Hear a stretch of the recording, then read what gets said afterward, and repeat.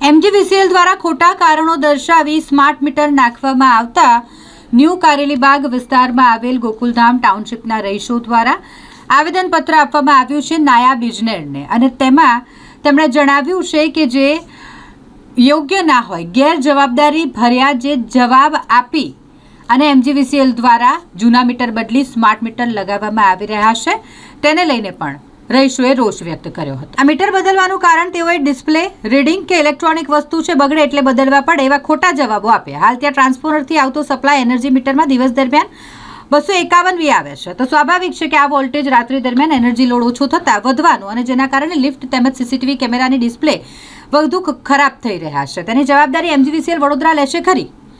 Fault શોધવાને બદલે smart meter બેસાડી શું સાબિત કરવા માંગે છે? શું તેઓને આ વોલ્ટેજ ટ્રાન્સફોર્મરમાંથી વધારે આવે છે તે નહીં દેખાતું હોય? આવા અનેક સવાલો ઊભા થઈ રહ્યા છે અને આ સવાલોના જવાબ આપવામાં નથી આવી રહ્યા. અને ત્યારે આજે ફોલ્ટી મીટર બદલવામાં આવ્યા છે. ગ્રાહકોએ ગાંધી ચિંધ્યા માર્ગે આંદોલન કરી આગળ વધવાની ચીમકી પણ ઉચ્ચારી છે.